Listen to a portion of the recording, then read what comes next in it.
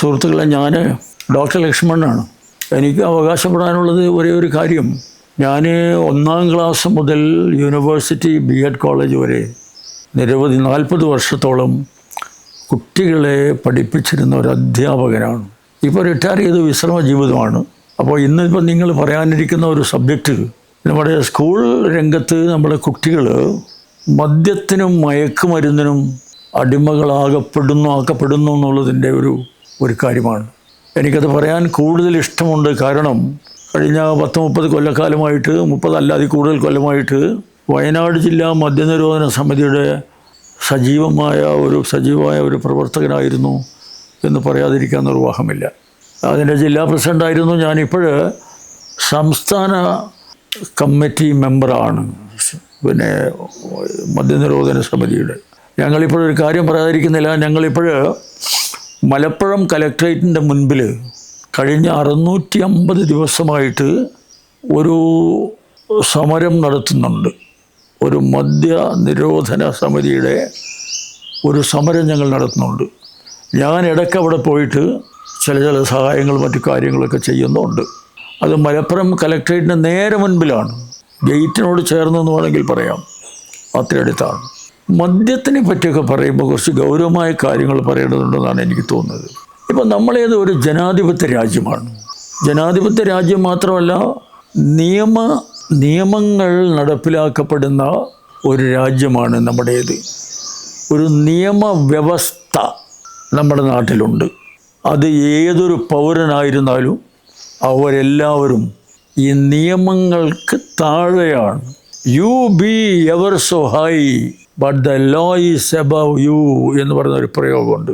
U be ever so high, നിങ്ങൾ എത്രയും മുകളിലായിക്കൊള്ളട്ടെ, പക്ഷേ നിങ്ങളുടെ മുകളിൽ നിയമമുണ്ട് എന്നൊരു പ്രയോഗമുണ്ട്.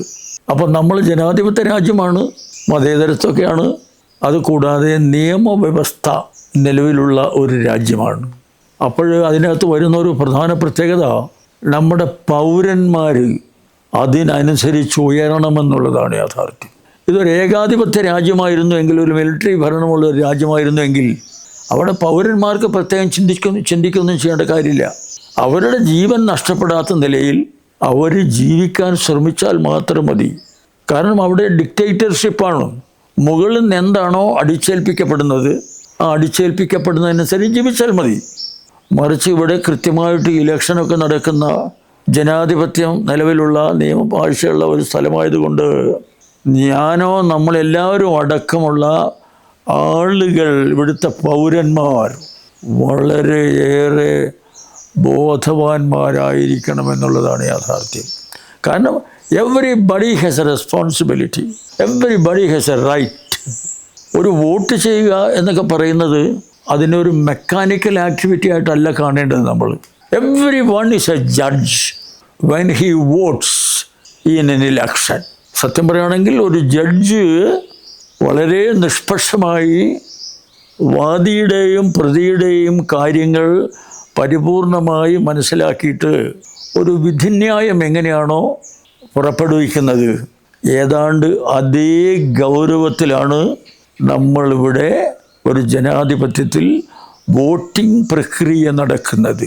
ഇപ്പം എപ്പോഴും ഒരു പക്ഷവും പ്രതിപക്ഷവും ഉണ്ടാവുമല്ലോ. അപ്പോൾ ഈ പക്ഷത്തിൻ്റെയും പ്രതിപക്ഷത്തിൻ്റെയും പ്രവർത്തനങ്ങൾ വളരെ സൂക്ഷ്മമായി വിലയിരുത്തുകയും അവരുടെ ആളുകൾ വോട്ടിങ്ങുമായി ബന്ധപ്പെട്ട് നമ്മളെ സമീപിക്കുമ്പം അത് കൂടുതൽ നന്നായി ആഴത്തിൽ വിലയിരുത്തുകയും ആ വിലയിരുത്തലിൻ്റെ അടിസ്ഥാനത്തിലാണ് നമ്മൾ യഥാർത്ഥമായിട്ട് ഈ വോട്ടിംഗ് ബൂത്തിലേക്ക് കയറുകയും ഒരു ഉദാത്തമായ ഒരു നിമിഷത്തിൽ നമ്മുടെ കൈവിരലുകൾ ആ വോട്ടിങ്ങിന് വേണ്ടി തയ്യാറാവുകയും ചെയ്യുന്നത്.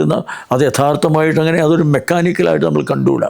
ഒരു കാലത്ത് ഇങ്ങനെയൊക്കെ നടക്കുമായിരുന്നു. ഇപ്പോൾ ഉദാഹരണത്തിന് നമ്മുടെ വയനാട്ടിൽ തന്നെ ആദിവാസികളെയൊക്കെ അവർ ഇങ്ങനെയാണ് വോട്ട് ചെയ്യേണ്ടതെന്ന് പഠിപ്പിച്ചിട്ട് വിടുമായിരുന്നു. അപ്പോൾ അവർ ചെയ്യുന്നത് ഒരു പ്യോർലി എ മെക്കാനിക്കൽ ആക്ടിവിറ്റി, അത്രേ ഉള്ളൂ. ഒരു കയ്യമർത്തുന്നു വിരളമർത്തുന്നു എന്ന് മാത്രമേ ഉണ്ടായിരുന്നുള്ളൂ. ഇപ്പോഴങ്ങനല്ല.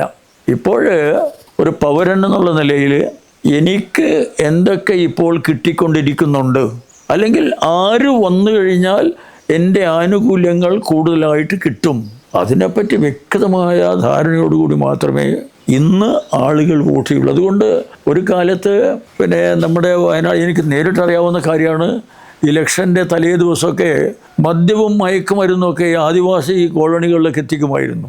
അതിൻ്റെ ബലത്തിലാണ് പിറ്റേന്ന് ഇവർ പോയിട്ട് ഇവർ പറയുന്ന ഒരു സ്ഥാനാർത്ഥിക്ക് വേണ്ടി വോട്ട് ചെയ്യുന്നത്. ഇപ്പോഴതൊന്നും നടക്കില്ല സർ. പിന്നെ മദ്യത്തെ പറ്റിയാണല്ലോ പറയേണ്ടത്. ജനാധിപത്യത്തിൽ നമ്മൾക്കൊക്കെ, എനിക്കതേ ഓരോരുത്തർക്കും അതെ, മാനസികമായ ഒരു സമനിലയുണ്ടായിരിക്കണം. ജനാധിപത്യം ശരിയായ നിലയിൽ നടക്കണമെങ്കിൽ മാനസികമായ ഒരു സമനിലയുണ്ടായിരിക്കണം. ആ സമനിലയില്ലെങ്കിൽ നമ്മുടെ ജനാധിപത്യം പൂർണ്ണമായും തകർന്നടിഞ്ഞു പോകും. ഒരു തരത്തിലുള്ള പ്രലോഭനത്തിനും വിധേയമാവാതെ വ്യക്തമായ തീരുമാനങ്ങൾ മുൻകൂട്ടി എടുത്ത് അത് പ്രയോഗിക്കുവാൻ വേണ്ടിയാണ് നമ്മൾ പോളിംഗ് ബൂത്തിലേക്ക് പോകുന്നത്. അത് 4-5 സ്ഥാനാർത്ഥികളുണ്ടാവാം. അതിനകത്തൊരു പ്രശ്നമുണ്ട്. കാരണം നമ്മൾ ഒരാൾ വിചാരിച്ചാൽ ഒരു സ്ഥാനാർത്ഥിയെ ജയിപ്പിക്കാൻ പറ്റില്ല. പക്ഷേ ജനാധിപത്യത്തിൻ്റെ ആണിക്കൽ എന്താന്ന് പറഞ്ഞാൽ ഒരു കൂട്ടം ആളുകൾ എടുക്കുന്ന തീരുമാനത്തിനെ ബാക്കി എല്ലാവരും അംഗീകരിക്കുക എന്നുള്ളതാണ്. ഇപ്പോൾ ഒരു പാർട്ടിക്ക് ഒരു 45% വോട്ട് കിട്ടി എന്ന് വിചാരിക്കുക, മറ്റൊരു പാർട്ടിക്ക് ഒരു 40% വോട്ട് കിട്ടി എന്ന് വിചാരിക്കുക. 40% വോട്ടെന്ന് പറയുന്നത് ചെറിയൊരു വോട്ട് ശതമാനമല്ല. പക്ഷേ ആ 5% ഡിഫറൻസിൽ 45% വോട്ട് കിട്ടിയ ആളുകൾ അവരൊരു മഹാഭൂരിപക്ഷമാണ്. ലക്ഷക്കണക്കിന് ആളുകളുണ്ടവർ. അവരുടെ വില്ലാണ്, അവരുടെ തീരുമാനമാണ് അവിടെ പ്രതിഫലിച്ചത്. അതുകൊണ്ട് 40% വോട്ട് ചെയ്ത 40%ത്തിൻ്റെ ഭാഗമായിട്ട് വോട്ട് ചെയ്ത ആളുകൾക്ക് ഒരു തിരുത്തൽ എന്നുള്ള നിലയിലാണ് നമ്മൾ 45%കാരനെ നമ്മൾ അംഗീകരിക്കുന്നത്. അത് വളരെ വളരെ വളരെ പ്രധാനപ്പെട്ട ഒരു കാര്യമാണ്. ജനാധിപത്യത്തിൻ്റെ ആണിക്കല്ലാണത്. 40% വോട്ട് കിട്ടിയിട്ട് ഒരാൾക്കാണ് ഞാൻ വോട്ട് ചെയ്തിട്ടുള്ളത്. പക്ഷേ താങ്കൾ വോട്ട് ചെയ്തിരിക്കുന്നത് 45% വോട്ട് കിട്ടിയിട്ടുള്ള ഒരാൾക്കാണ്. അപ്പോൾ സ്വാഭാവികമായും നമ്മൾ 45% വോട്ട് കിട്ടിയ ആളെ അംഗീകരിച്ചേ പറ്റുള്ളൂ. നമ്പർ 1. നമ്പർ 2, ഈ മദ്യപിക്കുക, മയക്കുമരുന്നുകൾ ഉപയോഗിക്കുക എന്നൊക്കെ പറയുന്നത് വലിയൊരു വിപത്താണ്. കാരണം ജനാധിപത്യത്തിൽ മദ്യപിച്ച് വോട്ട് ചെയ്യുന്ന ഒരാളെ പറ്റി സങ്കല്പിച്ച് നോക്കുക. അല്ലെങ്കിൽ സ്ഥിരം മദ്യപാനിയായിട്ടുള്ള ഒരാൾ ഒരു സ്ഥിരം മയക്കുമരുന്ന് ഉപയോഗിക്കുന്ന ഒരാളാണെങ്കിൽ ഒന്ന് ആലോചിച്ച് നോക്കൂ, എങ്ങനെയായിരിക്കും സ്ഥിതി? ഇപ്പോഴ് നമ്മുടെ സ്കൂൾ കോളേജ് വിദ്യാർത്ഥികളിൽ നല്ലൊരു ഭാഗം വോട്ടർമാരാണിപ്പോൾ. 18 വയസ്സ് പൂർത്തിയായാൽ നമുക്ക് വോട്ട് ചെയ്യാം. പണ്ടൊക്കെ നമ്മളൊക്കെ ഇരുന്ന കാലത്ത് 21 വയസ്സുണ്ടെങ്കിൽ മാത്രമേ വോട്ട് ചെയ്യാൻ പറ്റുള്ളൂമായിരുന്നു. അതിനു മുമ്പ് ബ്രിട്ടീഷുകാർ ഭരിക്കുന്ന കാലത്ത് ഇത്ര നികുതി കൊടുക്കുന്ന ആൾക്ക് മാത്രമേ വോട്ട് ചെയ്യാൻ പറ്റുള്ളൂമായിരുന്നു. ഇത്ര നികുതി കൊടുക്കുന്ന ഒരാൾ, ഇത്ര ഭൂസ്വത്തുള്ള ഒരാൾ, ഇത്ര പണമുള്ള ഒരാൾ, അത് വലിയൊരു എന്താ പറയുക, ജനാധിപത്യ വിരുദ്ധമായ ഒരു കാര്യമാണ്. ഇപ്പോഴെന്താ ഉള്ളതെന്ന് പറഞ്ഞാൽ ഇവിടെ ബഹുമാനപ്പെട്ട നമ്മുടെ പ്രസിഡന്റ് ശ്രീമതി മുർമു, അല്ലെങ്കിൽ അതിനുശേഷം ഒരു ഏറ്റവും സാധാരണക്കാരനൊരാൾ വോട്ട് ചെയ്യാൻ പോയി കഴിഞ്ഞാൽ അദ്ദേഹമാണ് ആദ്യം വന്നിട്ടുള്ളതെങ്കിൽ ഇന്ത്യൻ പ്രസിഡന്റ് അദ്ദേഹം വോട്ട് ചെയ്ത് കഴിഞ്ഞിട്ട് മാത്രമേ വോട്ട് ചെയ്യുന്നുള്ള കാര്യം വളരെ വ്യക്തമാണ്. കാരണം ഇന്ത്യൻ പ്രസിഡന്റാണ് വരുന്നത്, അതുകൊണ്ട് അവർ വോട്ട് ചെയ്യട്ടെ എന്ന് പറയാൻ ഒരാൾക്കും ഒരു യോഗ്യതയുമില്ല. ഇത് നമ്മൾ കാണേണ്ടതുണ്ട്. കുട്ടികളെ പറ്റി പറയണമല്ലോ. +2 പഠിക്കുന്ന കുട്ടികൾ ഇന്ന് വോട്ടർമാരാണ് സാർ. അവർ വോട്ടർമാരാവാണ് 18 വയസ്സ്. അപ്പോൾ അവരും ഇതേപോലെ തീരുമാനിച്ച് എടുക്കേണ്ട കാര്യമല്ലേ? അവരുടെ വ്യൂ പോയിന്റ് ഇവിടെ റിഫ്ലക്റ്റ് ചെയ്യണ്ടേ നമ്മുടെ ഈ വോട്ട് പ്രക്രിയയിൽ, ഇലക്ഷൻ പാറ്റേണിൽ.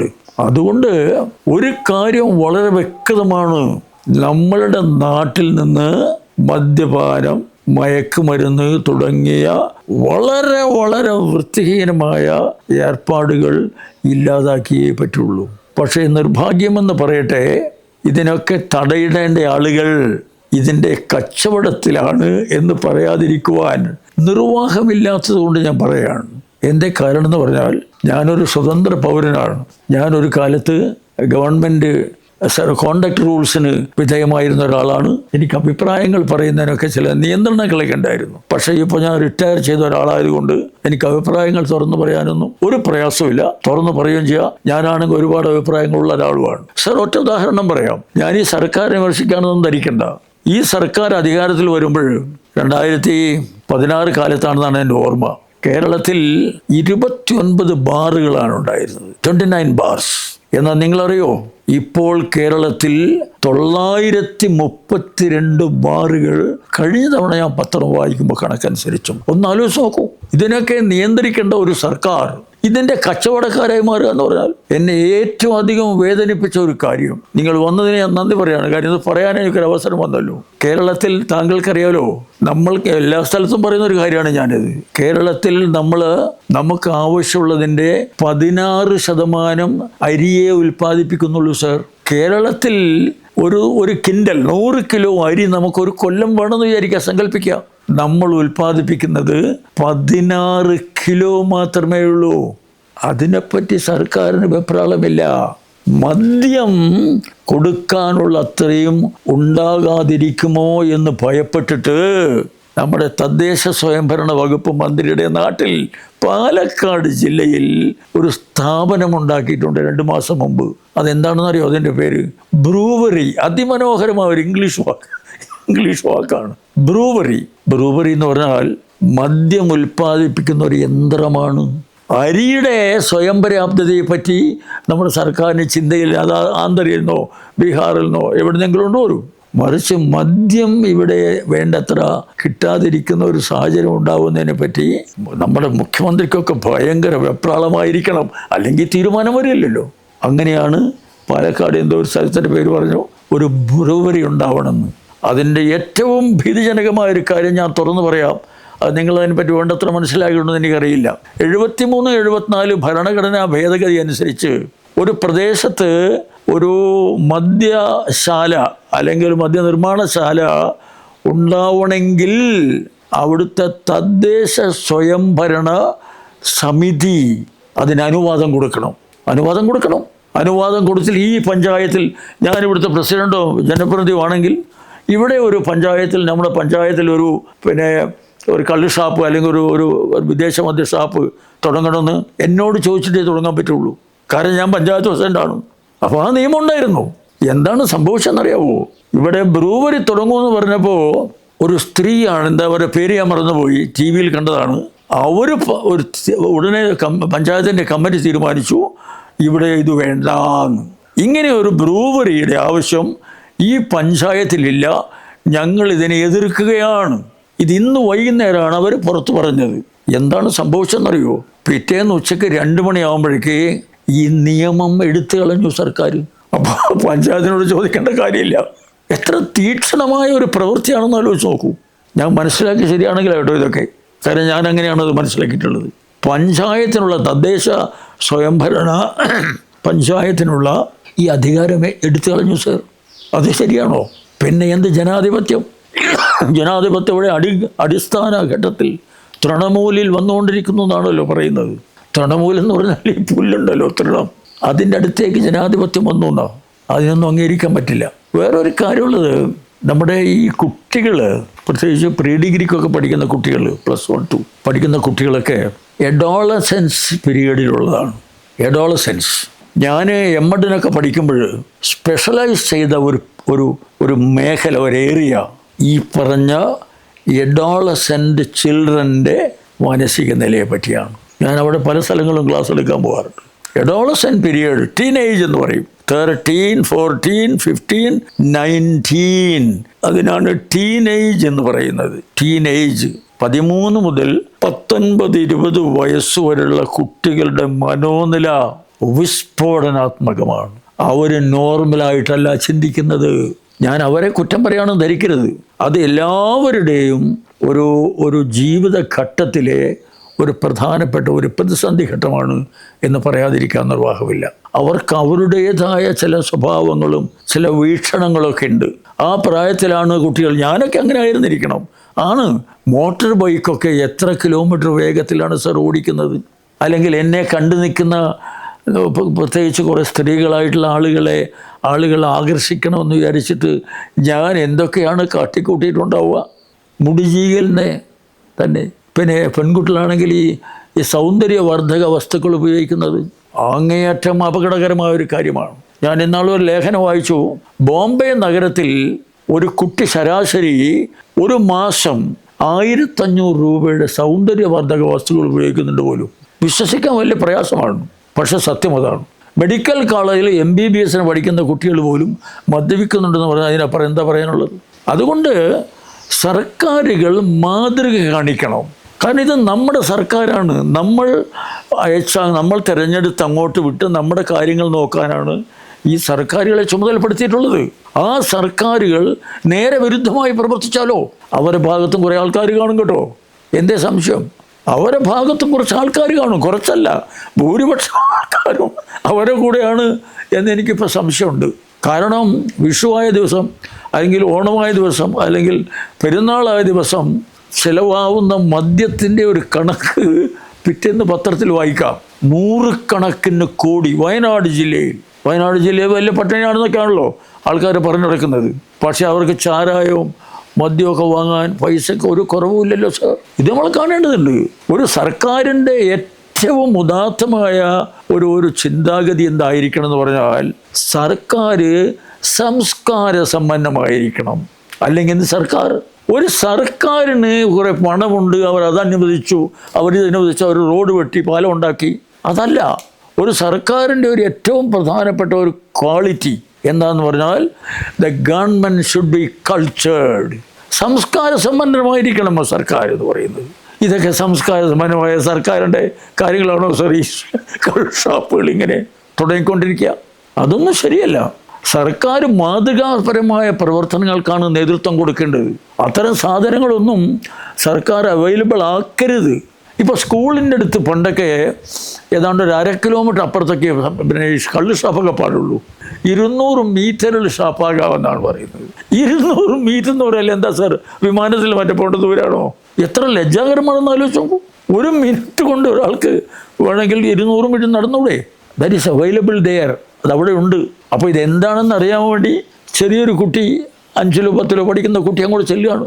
അപ്പോൾ അവനെ ആകർഷിക്കുന്ന രീതിയിൽ അല്പം വേണമെങ്കിൽ വില കുറച്ചും കൂടെ രസകരമായ നിലയിൽ. എന്തിനു വേറെ നമ്മളൊക്കെ കുട്ടികൾക്ക് മിഠായി വാങ്ങാൻ പൈസ കൊടുക്കാറില്ലേ? എന്നൊന്നും കുട്ടിക്കാലത്ത് മിഠായി ഒന്നും ഞങ്ങളാരും തന്നിട്ടില്ല. കാരണം മിഠായി അന്ന് ലഭ്യമില്ലായിരുന്നു എന്നുള്ളതാണ് യാഥാർത്ഥ്യം. അന്ന് ഞങ്ങൾ തിന്നിരുന്നത് വെല്ലമാണ്, വെളുത്ത വെല്ലം. ഞങ്ങൾ ഇന്ന് പിള്ളേർ മിഠായി വാങ്ങി കഴിക്കുന്ന പോലെ അന്ന് ഞങ്ങൾ വെളുത്ത വെല്ലം, ഒരു കഷണം വെല്ലം അതിങ്ങനെ വായിലിട്ടിട്ട് ഇവിടെ ഇങ്ങനെ ഒകച്ച് നടക്കുകയാണ്. ഇന്നിപ്പോൾ എന്താ ഉള്ളതെന്ന് പറഞ്ഞാൽ, നമ്മുടെ സ്കൂളുകളുടെ അടുത്തൊക്കെ വിൽക്കപ്പെടുന്ന ഈ മിഠായികളില്ലേ, ആ മിഠായികളിലൊക്കെ നല്ലൊരു രീതിയിൽ പിന്നെ ലഹരി പദാർത്ഥങ്ങൾ ചേർത്തിട്ടുണ്ട്. അപ്പോൾ 2-ലോ 3-ലോ പഠിക്കുന്ന ഒരു കുട്ടി, ഒരു ആൺകുട്ടി, ഒരു പെൺകുട്ടി, 5-ഓ 6-ഓ വയസ്സുള്ളൊരു കുട്ടി ആ ഒരു കടയിൽ നിന്ന് 1-2 രൂപ കൊടുത്ത് വാങ്ങുന്ന ആ മിഠായി അവർക്കതൊരു നല്ല മാനസികമായ ഒരു സന്തോഷമുണ്ടാക്കുന്ന ഒരു സാധനമായിട്ട് കുട്ടികൾക്ക് തോന്നുകയാണ്. അങ്ങനെ ഒരു 2-3 ആഴ്ച, ഒരു മാസം അത് കഴിക്കുമ്പം പിന്നെ അത് കഴിക്കാതിരിക്കാൻ പറ്റില്ല സാർ. അവിടെയാണ് മദ്യപാനം ആരംഭിക്കുന്നത്. അവിടെയാണ് ലഹരി പദാർത്ഥങ്ങൾ ഉപയോഗിക്കുന്നതിൻ്റെ ആരംഭം. ഒരു മാസം ഈ കുട്ടി സ്ഥിരമായിട്ടത് കഴിച്ചുകൊണ്ടിരുന്നാൽ അടുത്ത തവണ അവൻ്റെ അച്ഛനും അമ്മയ്ക്കും അവിടെ ഇരിക്കാൻ പറ്റില്ല. കാരണം എനിക്ക് ഈ ഒരു മിഠായിയാണ് എനിക്ക് വേണ്ടത്. അവരെ കാഴ്ചപ്പാടിൽ ഇത് മിഠായിയാണ്. അപ്പോൾ കുട്ടിക്ക് മിഠായി വാങ്ങിച്ചു കൊടുക്കുക. പക്ഷേ ചെറിയ അളവിൽ അതിനകത്ത് ലഹരി പദാർത്ഥം ചേർത്തതുകൊണ്ട് അതങ്ങനെ കൂടി ഒന്ന് ഒരു 10-ാം ക്ലാസ്സിൽ 10-15 വയസ്സൊക്കെ ആകുമ്പോൾ ഈ കുട്ടി ലഹരിക്ക് അടിമയാകും. എന്തേ സംശയം? എന്ന് മാത്രമല്ല, നിയന്ത്രിക്കാൻ പറ്റാത്ത നിലയിലാണ്. നിങ്ങൾക്കറിയാം, കിലോഗ്രാം അനുസരിച്ചാണ് കഞ്ചാവ് വിൽപ്പനയും. കഞ്ചാവ് കൊണ്ടുപോയി ഇപ്പോൾ എന്തിനേറെ നമ്മളിപ്പം മുത്തങ്ങയിലാണല്ലോ താമസിക്കുന്നത്. മുത്തങ്ങയ്ക്ക് തൊട്ടടുത്താണല്ലോ ഞാനിരുന്ന് സംസാരിക്കുന്നത്. ആ മുത്തങ്ങ ചെക്ക് പോസ്റ്റ് എന്ന് പറയുന്നത് ഈ മയക്കുമരുന്ന്, മദ്യം കള്ളക്കടത്തിൻ്റെ ഒരു വഴിയാണ്. It's a way. കേരളത്തിൽ 3, 4, 5 സ്ഥലം ഇങ്ങനെയുണ്ട്. ആര്യങ്കാവുണ്ട്, ട്രിവാൻഡ്രത്ത് അവിടെ ഉണ്ട്, ഇവിടെ പാലക്കാടുണ്ട്. അതിനെയൊക്കെ വെല്ലുന്ന ഒരു പ്രദേശമാണ് ഈ മുത്തങ്ങ. പ്രത്യേകിച്ച് ആദിവാസി കുട്ടികളെയൊക്കെ ഇതൊക്കെ കഴിപ്പിച്ചൊക്കെ മുന്നോട്ട് പോയാൽ നമ്മുടെ സമൂഹം എങ്ങനെ ഉണ്ടാവും എന്നുള്ളത് കണ്ടു തന്നെ അറിയേണ്ടതുണ്ട്. കുട്ടികൾ എന്ന് പറയുന്നത്, കുറേ കുട്ടികളിങ്ങനെ സ്കൂളിലേക്ക് വരുന്നു, അവരെ കുറേ അക്ഷരങ്ങൾ പഠിപ്പിക്കുന്നു, കുറച്ച് കേട്ടെഴുതിക്കുന്നു, കുറച്ച് കോപ്പി എഴുതിക്കുന്നു, കുറച്ച് വായിപ്പിക്കുന്നു, കുറച്ച് എഴുതിപ്പിക്കുന്നു. അതുമാത്രമല്ല സാർ വിദ്യാഭ്യാസത്തെ പറ്റി സമഗ്രമായ ഒരു കാഴ്ചപ്പാട് നമ്മൾ ഉണ്ടാക്കിയെടുക്കണം. സ്കൂൾ വിദ്യാഭ്യാസത്തിൻ്റെ പശ്ചാത്തലം, സ്കൂൾ വിദ്യാഭ്യാസത്തിൻ്റെ പശ്ചാത്തലം പലപ്പോഴും അധ്യാപക പരിശീലകനായിരുന്ന എനിക്ക് 10-20 കൊല്ലക്കാലം ഞാൻ അധ്യാപക പരിശീലകനായിരുന്നു. എൻ്റെ വിദ്യാർത്ഥികളിൽ കൂടുതൽ പേരും ഇപ്പോൾ അധ്യാപകരും പ്രധാന അധ്യാപകരും കോളേജ് പ്രൊഫസർമാരും ഒക്കെയാണ്. കാരണം ഞാൻ അവരെയൊക്കെ TTCക്കും B.Edനും ഒക്കെ പഠിപ്പിച്ചിട്ടുണ്ട്. അപ്പോൾ അവിടെയൊക്കെ ആ സിലബസിലൊക്കെ പലപ്പോഴും വന്നതായിട്ട് എനിക്ക് പെട്ടെന്ന് തോന്നാത്തൊരു കാര്യം, നമ്മളുടെ ആ സോഷ്യൽ ഫാബ്രിക് ഉണ്ടല്ലോ, ആ സോഷ്യൽ ഫാബ്രിക്ക് അതിനകത്തുള്ള പ്രായം കുറഞ്ഞ വ്യക്തികളെ, അതായത് നമ്മുടെ കുട്ടികളെ വിദ്യാഭ്യാസ സ്ഥാപനങ്ങളിലേക്ക് അധ്യാപകരുടെ നേതൃത്വം നടക്കുന്ന വിദ്യാഭ്യാസ സ്ഥാപനത്തിലേക്ക് അയക്കുകയാണ്. അതെന്തിനാണെന്നറിയോ? അത് കുറേ അക്ഷരങ്ങളും ഗ്രാമർ കാര്യങ്ങളൊന്നും പഠിക്കാൻ വേണ്ടി മാത്രമല്ല. വേണം, പഠിക്കണം, അത് വേണ്ടെന്ന് ഞാൻ പറയുന്നില്ല. അവിടെ നല്ല ശീലങ്ങളും കൂടെ പഠിക്കേണ്ടതുണ്ട്.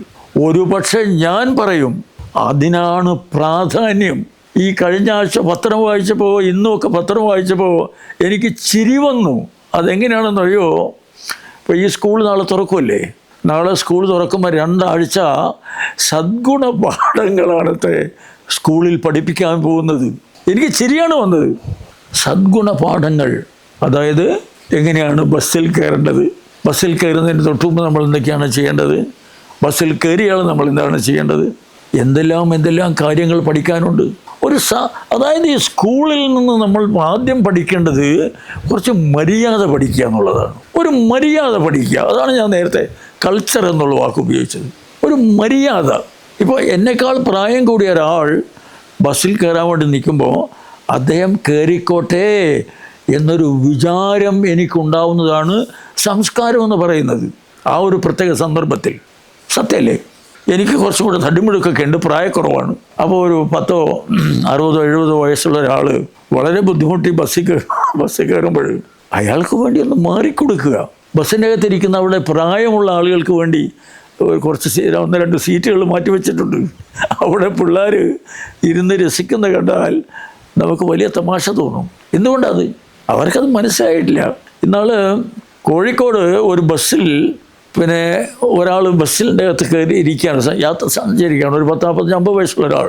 ആ സമയത്ത് അദ്ദേഹത്തിനെ പണ്ട് പഠിപ്പിച്ച ഒരു 10-70 വയസ്സുള്ള ഒരു അധ്യാപകൻ, റിട്ടയർ ചെയ്തേ ഒരു അധ്യാപകൻ ആ ബസ്സിൽ കയറിയപ്പോൾ എന്ത് ചെയ്യുന്നു പറഞ്ഞാൽ, ഈ അധ്യാപകൻ ഈ ഇപ്പോഴത്തെ റിട്ടയർ ചെയ്ത അധ്യാപകനെ അവനങ്ങ് കയറുമ്പം ഇപ്പോഴുള്ള അധ്യാപകൻ ആളെന്ത് എന്ന് പറഞ്ഞാൽ ചാടി എഴുന്നേറ്റു. കാരണം ആ സാറിന് ഇരിക്കാൻ വേണ്ടിയിട്ട്, പഴയ സാറ് റിട്ടയർ സാറാണ്, 10-80 വയസ്സുണ്ട്. അങ്ങനെ ഈ സാർ എഴുന്നേറ്റ ഉടനെ എന്ത് സംഭവിച്ചെന്നറിയോ? ചിരിക്കണ്ട, ഇപ്പോൾ പഠിച്ചുകൊണ്ടിരിക്കുന്ന കുറേ പിള്ളേരവിടെയുണ്ട്, അവരിടിച്ചു കയറി അവിടെ ഇരുന്നു.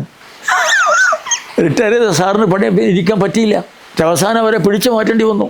നമ്മൾ സാർ കുറച്ച് മര്യാദകൾ പഠിപ്പിക്കണം. സ്കൂളിലെ ആദ്യ പാഠം മര്യാദയാണ്, സംസ്കാരമാണ്. അക്ഷരങ്ങളൊക്കെ അവർ പഠിച്ചോളും, ഒരു പ്രശ്നമില്ല. മര്യാദകൾ പഠിപ്പിക്കേണ്ടതുണ്ട്. ഈ മര്യാദയുടെ ഭാഗമായി നമ്മൾ മാന്യന്മാരായി ജീവിക്കണം എന്നൊരു ചിന്ത നമുക്ക് എപ്പോഴും ഉണ്ടായിരിക്കണം. ആ ചിന്ത ചെറിയ കുട്ടിയായാൽ നമ്മളത് ആ കുട്ടിയിൽ ഇംബൈബ് ചെയ്യുന്നില്ലെങ്കിൽ പിന്നീട് അത് വലിയ പ്രശ്നത്തിന് കാരണമാകും.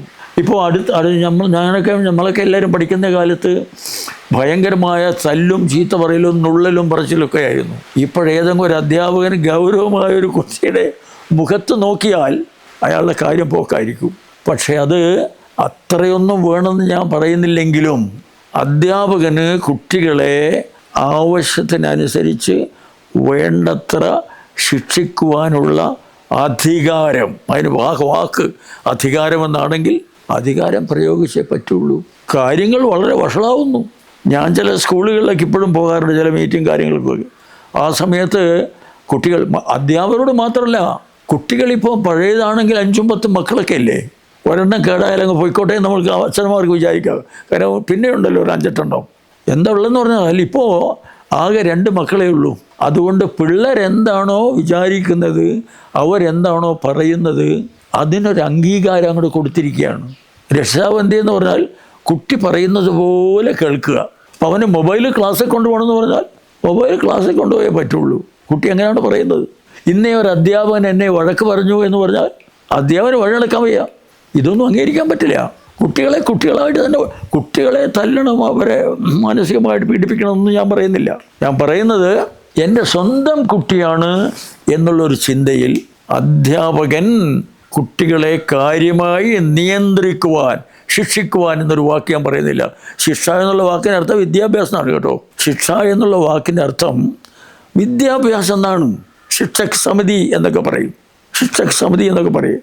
അപ്പോൾ നമ്മുടെ മലയാളത്തിലുള്ള ശിക്ഷ ചെയ്യണമെന്ന് ഞാൻ പറയുന്നില്ല. പക്ഷേ കുട്ടികളെ ശരിയായ നിലയിൽ വളർത്തിക്കൊണ്ടുവരുവാനുള്ള ചുമതല അധ്യാപകന് കൊടുക്കുന്നുണ്ടെങ്കിൽ ആ അധ്യാപകന് അതിനാവശ്യമായിട്ടുള്ള നിയന്ത്രണാധികാരം അധ്യാപകന് കൊടുത്തേ പറ്റുള്ളൂ. അധ്യാപകൻ്റെ പ്രാധാന്യം മനസ്സിലാക്കണമെങ്കിൽ അതിനെപ്പറ്റി കുറേ കാര്യങ്ങൾ പഠിക്കേണ്ടതുണ്ട്. ഒരധ്യാപകൻ്റെ റോൾ എന്താണ്? എന്തിനാ കുട്ടീനെ സ്കൂളിലേക്ക് വിടുന്നത്? രക്ഷിതാവിന് വീട്ടിലിരുന്ന് പഠിപ്പിക്കാൻ സമയമില്ലാത്തതുകൊണ്ടാണ്, അറിയാത്തത് കൊണ്ടാണ്. കുറേ കാര്യം അറിയാം, അല്ലെന്നല്ല.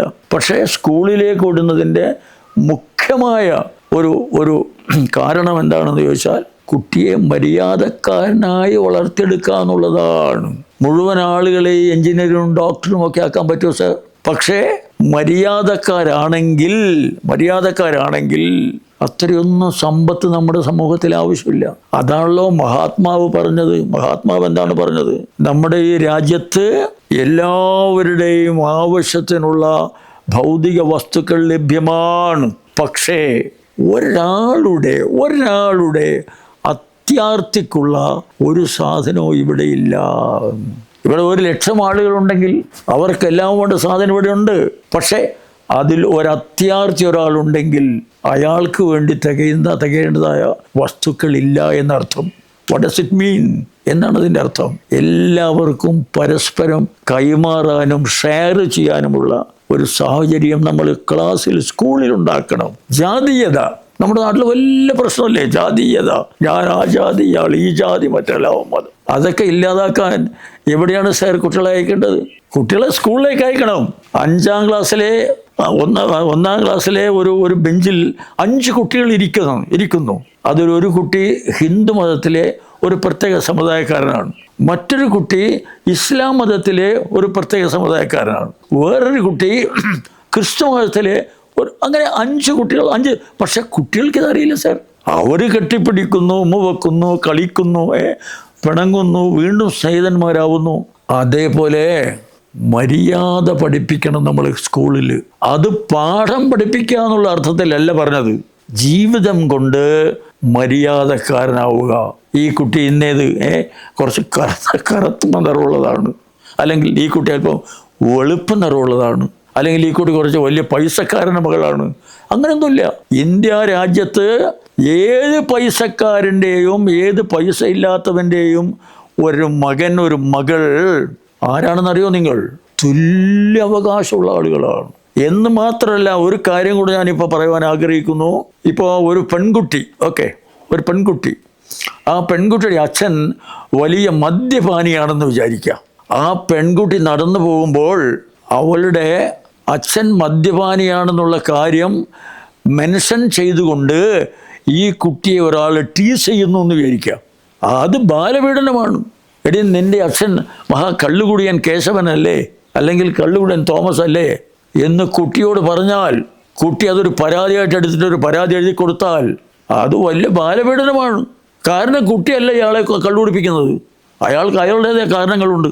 അല്ലെങ്കിൽ പിന്നെ കുട്ടി ഇന്നേ ഒരു വീട്ടിലെ വലിയ പൈസക്കാരനൊരു മകളല്ലേ, ഇരിക്കോട്ടെ, ഇവിടെ ഇരിക്കും, ബാക്കിയുള്ളവർക്ക് അവിടെ നിന്നോട്ടെ, ബാക്കിയുള്ള പിള്ളേരൊക്കെ എന്ത് പിള്ളേർ, ഈ കുട്ടി ഇന്നയാളുടെ മകനല്ലേ, മോനിരിക്കട്ടോ. നോ, ഒരു കാരണവശാലും അവൻ്റെ അച്ഛൻ്റെ അമ്മയുടെ കുടുംബത്തിൻ്റെ മെരിറ്റിൽ ഇവന് പ്രത്യേകിച്ചൊന്നും കിട്ടരുത്. അതുപോലെ മെരിറ്റില്ലാത്ത ഒരു രക്ഷിതാവിൻ്റെ കുട്ടി എന്നുള്ള നിലയിൽ ഈ കുട്ടിക്ക് ഒന്നും നഷ്ടപ്പെടുകയോ അവൻ്റെ ആത്മാഭിമാനത്തിന് ക്ഷതമുണ്ടാവുന്ന ഒരു കാര്യം ചെയ്യുകയും ചെയ്യരുത്. അതാ കള്ളുകൂടി എൻ്റെ മകളാണ്, ആ പെണ്ണിന് എന്ത് കൊള്ളും? നോ, ഒരു കാരണവശാലും അയാൾ കള്ളുകുടിനോ വ്യഭിചാരിയോ കള്ളനോ ആരെങ്കിലും ആവട്ടെ, പക്ഷെ ആ കുട്ടിയെന്ന് പിഴച്ചു. അങ്ങനെ ഒരു സമീപനം അധ്യാപകൻ്റെയും സമൂഹത്തിൻ്റെയും ഭാഗത്തുനിന്ന് ഉണ്ടാവണം സാർ. കാരണം എവരിബഡി ഈസ് ബോൺ ഈക്വൽ പറയുന്നുണ്ടല്ലോ. Everybody is born equal and he deserves equal treatment from everybody. മദ്യപാനിയായിട്ടുള്ള ഒരു രക്ഷിതാവ് അയാളുടെ സ്വന്തം മകളോട്, സ്വന്തം മകനോട് മോശമായിട്ടല്ലാതെ പെരുമാറുമോ? ഇയാൾ ചില അവസരങ്ങളിൽ 4 കാലിലാണ് വീട്ടിൽ പാഞ്ഞു കയറുന്നുണ്ടാവുക, അല്ലേ? അയാൾ അവിടെ ഉപയോഗിക്കുന്ന വാക്കുകൾ, സ്വന്തം അച്ഛനാണ്, അയാൾ അവിടെ ഉപയോഗിക്കുന്ന വാക്കുകൾ അൺപാർലമെൻ്ററി ആയിരിക്കും, മാന്യന്മാരുടെ ഇടയിൽ പറയാൻ പറ്റാത്ത വാക്കുകളായിരിക്കും. ഇതൊക്കെ ആര് കേൾക്കുന്നു സർ? 1-ാം ക്ലാസ്സിൽ പഠിക്കുന്ന കുട്ടിയാണിത് കേൾക്കുന്നത്. ഈ കുട്ടിയുടെ അമ്മയെ പറ്റി വളരെ മോശമായി സംസാരിക്കുന്നു അച്ഛൻ. ഈ കുട്ടിയുടെ മുമ്പിൽ വെച്ച് തന്നെ അമ്മയെ തൊഴിക്കുന്നു, അമ്മയെ തല്ലുന്നു, അമ്മയെ ചീത്ത വിളിക്കുന്നു. ഇതൊക്കെ ബാലപീഡനമാണ്. കാരണം എനിക്കൊരു മകനോ മകളോ ഉണ്ടായിട്ടുണ്ടെങ്കിൽ എനിക്ക് ഭാരിച്ചൊരു ഉത്തരവാദിത്വമാണ് സർ ഉണ്ടാകുന്നത്. അത് പല രക്ഷാക്കന്മാർക്കും അറിയില്ല. ഞാനിതിനെ പറ്റിയൊക്കെ ഒരുപാട് ആഴത്തിലൊക്കെ പണ്ടൊക്കെ പഠിച്ചിരുന്നു. ഇപ്പോഴെനിക്കൊന്നും അറിയില്ല, എങ്കിലും ഞാൻ പറയാണ്, ഒരു രക്ഷാവാകുക എന്ന് പറയുന്നത് വളരെയേറെ ബുദ്ധിമുട്ടുള്ള ഒരു കാര്യമാണ്. കാരണം രക്ഷാവെന്ന് പറയുന്നത് മെക്കാനിക്കലായിട്ട് കുറേ വസ്ത്രങ്ങളോ പോക്കറ്റ് മണിയോ അല്ലെങ്കിൽ കുറേ ഒരു വാഹന സൗകര്യങ്ങളുമോ ഒന്നും ഉണ്ടാക്കി കൊടുക്കേണ്ട ഒരാളല്ല. അതിലേറെ എൻ്റെ ഒരു മകനെ ഞാൻ ഒരു സാംസ്കാരിക സാമൂഹ്യ ജീവിയായിട്ട് വളർത്തിയെടുക്കാനാണ് നോക്കേണ്ടത്. അതാണ് രക്ഷിതാവെന്നുള്ള നിലയിൽ എൻ്റെ ഏറ്റവും വലിയ ചുമതല. അല്ലാതെ ഞാൻ അവർ 10 രൂപ കൊടുത്തു, അല്ലെങ്കിൽ അവനൊരു മോട്ടോർ ബൈക്ക് വാങ്ങിച്ചു കൊടുത്തു, അല്ലെങ്കിൽ അവനൊരു ഒരു വലിയ വീടുണ്ടാക്കി കൊടുത്തു. നോ, അതൊക്കെ അവൻ ചെയ്തോളും. മറിച്ച് ഞാൻ ഒരു രക്ഷിതാവ് എന്നുള്ള നിലയിൽ ഞാനൊരു കാര്യം പറയാൻ ആഗ്രഹിക്കുന്നു. ഒരു രക്ഷിതാവ് ഏറ്റവും അധികം ഭയപ്പെടേണ്ടത് അയാളുടെ ഏറ്റവും ചെറിയ കുട്ടിയെയാണ്. കാരണം ഇയാൾ കാണിക്കുന്ന ഈ പേക്രാന്തങ്ങളൊക്കെ ഏറ്റവും ആദ്യം അനുകരിക്കുന്നത്, അയാൾ പറയുന്ന വാക്കുകളൊക്കെ അതുപോലെ പറയുന്നത് ആ ചെറിയ മകനാണ്, ചെറിയ മകളാണ്. നിഷേധിക്കാൻ പറ്റുമോ?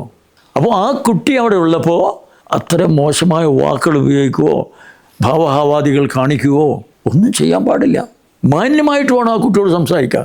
അതായത് തെറ്റായിട്ടുള്ളൊരു ഇൻഡിക്കേഷൻ ആ കുട്ടി കിട്ടുന്നില്ല എന്നുള്ള രീതിയിൽ. It's very difficult to be a parent. You must be very very careful because the child imitates the father, his language, his histrionic abilities, his voice. Everything is being imitated by the child. So, if you want to bring up the child to a very, very standard form of life, what you have to do is, you must be very careful that you behave at home in a very decent fashion. Otherwise, this will be creating a great catastrophe in his life. നമ്മുടെ സമൂഹം ഇങ്ങനെ ആയിപ്പോകാൻ എന്താ sir കാരണം? എൻ്റെ മകനെ ഞാൻ പഠിപ്പിച്ചത്, എൻ്റെ മകനെയാണ് ഞാൻ സിഗരറ്റ് വാങ്ങാൻ വിടുന്നത്, മദ്യം വാങ്ങാൻ വിടുന്നത് എൻ്റെ മകനെയാണ്. അപ്പോൾ കുട്ടിക്കറിയാലോ ഇത് എൻ്റെ അച്ഛൻ സിഗരറ്റ് വലിക്കുന്നുണ്ട്, കള്ളു കുടിക്കുന്നുണ്ട്. അപ്പോൾ എനിക്കൊന്ന് ടേസ്റ്റ് ചെയ്ത് നോക്കരുതോ? ഇതിനെ പറ്റിയൊക്കെ ഒരുപാട് കാര്യങ്ങൾ പറയേണ്ടതുണ്ട്. ഞാനിന്ന് ഒരു കാര്യം ഞാൻ പറയാം, പക്ഷേ ജനാർദ്ദനൻ, ഞാനിന്ന് സത്യം പറഞ്ഞെങ്കിൽ യാതൊന്നും പറഞ്ഞിട്ടില്ല. ഇതിൻ്റെ ഒരു ആമുഖമൊന്ന് സൂചിപ്പിച്ചു എന്ന് മാത്രമേ ഉള്ളൂ. ഇതിൻ്റെയൊക്കെ ആഴങ്ങളിലേക്ക് നമ്മൾ പോകേണ്ടതുണ്ട്. അതായത് parent child relationship in society ഒരു വലിയ വിഷയമാണ് സൈക്കോളജിയിൽ. Parent child relationship in society. സമൂഹത്തിൽ അച്ഛൻ മകൻ അല്ലെങ്കിൽ അമ്മ മകൾ, മകൾ, ആ ഒരു ബന്ധം അതെങ്ങനെയായിരിക്കണം എന്നുള്ളതിനെ പറ്റി കുറേ കാര്യങ്ങൾ പഠിക്കാനുണ്ട്.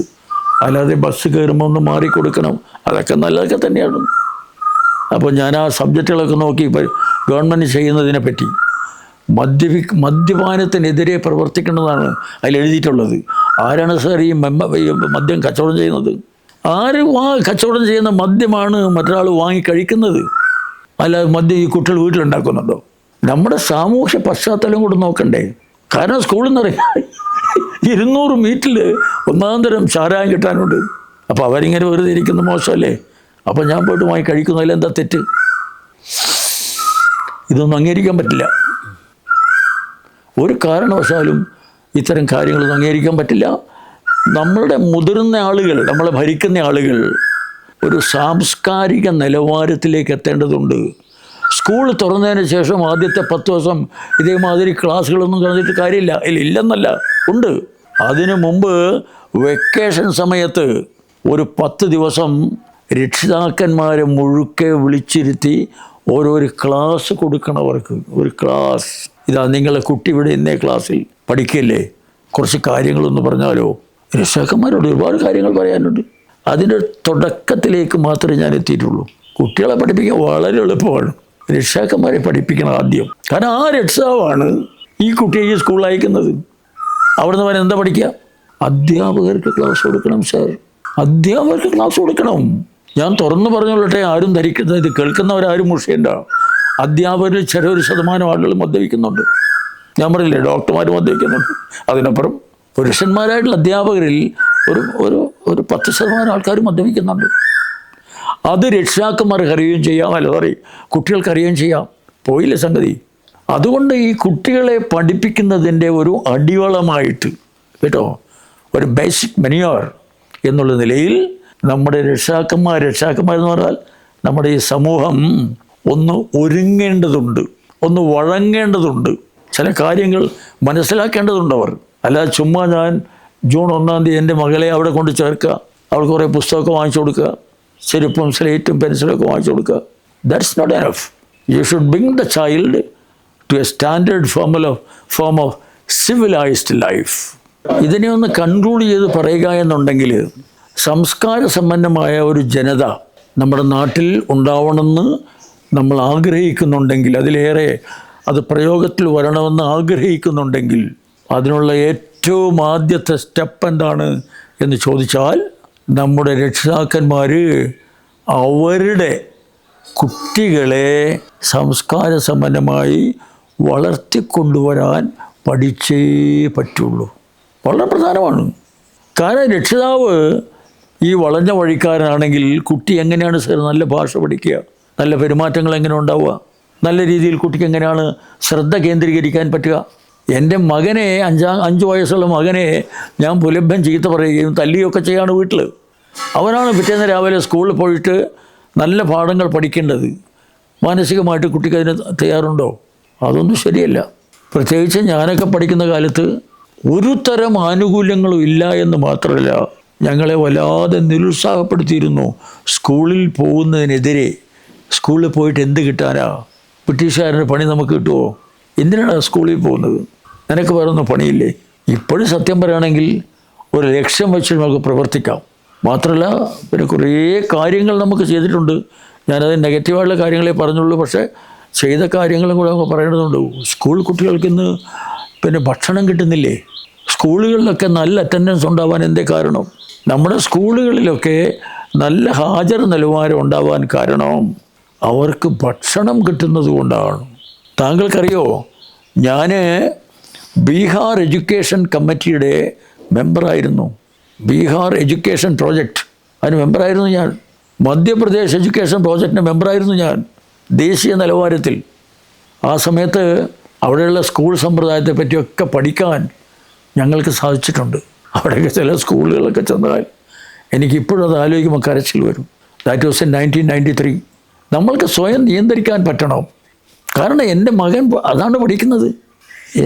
എനിക്ക് നമ്മുടെ അനീഷിനെ പോലെയുള്ള 3 മക്കളാണ്, ആൺകുട്ടികളാണ്. ഇന്നാളെ എന്തോ പറയുമ്പോൾ ഞങ്ങൾ രണ്ടുപേരും കൂടെ ഞാൻ പറഞ്ഞു നമ്മളെ കുട്ടികൾക്ക് നമ്മൾ എന്താ കൊടുത്തത്? കുട്ടികൾക്ക് എന്താ കൊടുക്കുക, അങ്ങനെ ഉണ്ടല്ലോ. ഞാൻ പറഞ്ഞു എൻ്റെ കുട്ടികൾക്ക് കൊടുത്തത്രയും വേറൊരാൾ കൊടുത്തിട്ടില്ല എന്ന് പറഞ്ഞു. അപ്പോൾ ഇവിടെ പറഞ്ഞു എന്താ കൊടുത്തത്? ഞാൻ പറഞ്ഞു അവർ 3 പേരും മദ്യപിക്കുന്നുണ്ടോ, പുകവലിക്കുന്നുണ്ടോ, മര്യാദ കെട്ട് ജീവിക്കുന്നുണ്ടോ, പണം ദൂർത്തടിക്കുന്നുണ്ടോ? അതില്ലെങ്കിൽ അതിനേക്കാൾ വലിയ പാട് എന്താ കൊടുക്കാനുള്ളത്? ഞാൻ പറഞ്ഞു എനിക്കതിൽ അഭിമാനമുണ്ട്. കാരണം ഒരിക്കൽ പോലും ഞാൻ കുട്ടികളോട് മദ്യപിക്കരുത് എന്ന് ഞാൻ പറഞ്ഞിട്ടില്ല. പക്ഷേ അവർക്ക് ഉദാഹരണങ്ങൾ വീട്ടിൽ തന്നെ ഉണ്ടായിരുന്നല്ലോ. അപ്പോൾ അവർ മദ്യപിക്കും സാർ. കണ്ടില്ലേ? അത് എപ്രൂവ് ചെയ്യാണ്. എൻ്റെ കുട്ടികൾക്ക് അത് വീട്ടിൽ നിന്ന് കിട്ടാനൊരു അവസരം ഉണ്ടായിരുന്നില്ല. അപ്പം അത് പഠിച്ചിട്ടില്ല അവർ. ഞാൻ ഒരാളെ നന്നാക്കാൻ നോക്കുന്നെങ്കിൽ ഞാൻ ആദ്യം മര്യാദക്കാരനാവണം. ഞാൻ മര്യാദക്കാരനായാൽ പിന്നെ ഒരു ക്ലാസ്സും എടുക്കേണ്ട കാര്യമില്ല. ക്ലാസ് എടുക്കുന്നതൊക്കെ വെറുതെയാണ്. ഞാൻ ആരെയാണോ നന്നാക്കാൻ ശ്രമിക്കുന്നത് അവരുടെ മുൻപിൽ ഞാൻ കുറച്ച് മര്യാദക്കാരനാവുക. സർ, ലോകം അംഗീകരിക്കുന്ന ആളല്ലേ മഹാത്മാഗാന്ധി? അദ്ദേഹത്തിനോടൊരു പത്രക്കാരൻ ചോദിച്ചു, sir can you give us A message? അപ്പോൾ ഗാന്ധി പറഞ്ഞു, my life life is my message. അതാണ് ഞാൻ അവിടെ എഴുതി വെച്ചിട്ടുള്ളത്. പത്തിന് ടൗണിൽ അതാണ് 4 ഭാഷയിൽ ഞാൻ എഴുതി വെച്ചിട്ടുള്ളത്. Can you give us a message? My life is my message.